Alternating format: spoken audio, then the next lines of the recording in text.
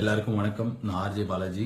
2-3 நாளா ரொம்ப மோசமா காவேரி பிரச்சனையை வச்சு ரோட்ல நடந்துட்டு இருக்கிற சென்னையிலும் சரி பெங்களூர்லயும் சரி நடந்துட்டு இருக்கிற விஷயங்கள்லாம் ரொம்ப கேவலமா இருக்கு. இது யார் பண்றா, எதுக்காக பண்றாங்க அப்படின்னா நம்ம எல்லாருக்குமே ஒரே ஒரு செகண்ட் யோசிச்சா கூட தெரியும்.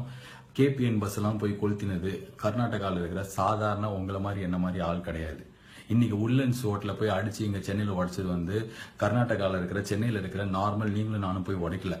எல்லாமே பண்ணது யாரோ சில பேர் இந்த பிரச்சனை ஓயக்கூடாது, இதை வச்சு இன்னும் கொஞ்சம் பிரச்சனை ஜாஸ்தி ஆகிக்கணும், மொழியை வச்சு அரசியல் பண்ணணும், மொழியை வச்சு லாபம் தேடிக்கணும், தமிழன் பிரைடு கர்நாடகா பிரைடு அப்படின்னு சொல்லிட்டு அங்க பொழப்பு இங்க பொழப்பு நடத்தணுங்கிறவங்க மட்டும்தான் பண்ணிட்டு இருக்காங்க. ரொம்ப வருஷமா மறுபடியும் இந்த வருஷம் பண்ணிருக்காங்க. ஸோ சாதாரண மக்களாகிய நீங்களும் நானும் வர கன்றாவி வீடியோ யாராவது ஒருத்தனை போட்டு 10 பேர் அடிக்கிறது, அந்த வீடியோ 100 பேர் ஷேர் பண்றது, அதுக்கு பதிலாக நீ ஒருத்தனை போட்டு அடிக்கிறிய, ஒத்தைக்கு ஒத்த வரியா, தமிழ வீரர் என்ன தெரியுமா, கர்நாடகா வீரர் என்ன தெரியுமா, உங்க நடிகர் அப்படி இருக்காங்க, எங்க நடிகர் இப்படி இருக்காங்கன்னு நமக்குள்ள சென்சிட்டிவிட்டி லூஸ் பண்ணி சென்சிபிளா இல்லாம முட்டாள் மாதிரி எவனோ ஒருத்தன் ரோட்ல பிரச்சனையை கிரியேட் பண்ணணும்னு போடுற சண்டைக்கு ரியாக்ட் பண்ண வேணாம். அதுக்காக மட்டுமே தான் நேற்று இதை நான் ஸ்டேட்டஸா போட்டேன்.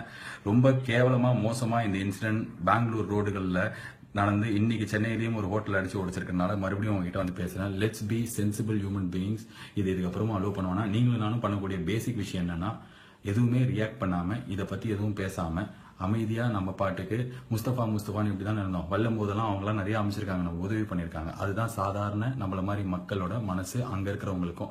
ஸோ கர்நாடகாவில் இருக்கிற சில பைத்தியமும் நம்ம ஊர்ல இருக்கிற சில பைத்தியம் ஒண்டி தான் இதுக்கு ரியாக்ட் பண்ணிட்டு அவங்கள வந்து அரெஸ்ட் பண்ணணும். அட்மினிஸ்ட்ரேட்டிவ் அத்தாரிட்டிஸ் கவர்மெண்ட்ல யார் பவர்ல இருக்காங்களோ இந்த மாதிரி பண்றவங்களுக்கு 33 பஸ் எரிச்சதுக்கு அப்புறம் தைரியமா வெளில சுத்த முடியாது அப்படின்னு சொல்லி அரெஸ்ட் பண்ணும். இங்க ஒரு ஹோட்டல் அடிச்சு ஓடிச்சிட்டாங்கன்னா வெளில நீ சுத்த முடியாதுன்னு அவங்களை அரெஸ்ட் பண்ணும்.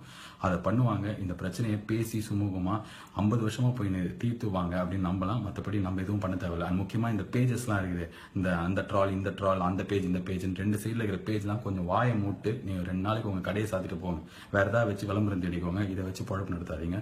Thank you so much. Let's be sensitive sensible Indians, human beings. இது மாதிரி பண்றவங்க தமிழராகவும் கர்நாடகாக்காரங்களும் இருக்க முடியாது. மனுஷங்களா இருப்போம் முதல்ல. ஓகேவா?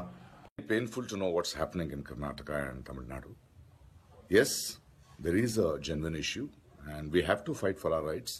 We have to seek justice. But by not burning buses, destroying properties, hitting our own brothers and sisters. Is this the example we set for our children? How to protest? We are human beings first. There are leaders, there are governments, and there is a court. Let's seek justice. I understand the anger, but the way we express it, no.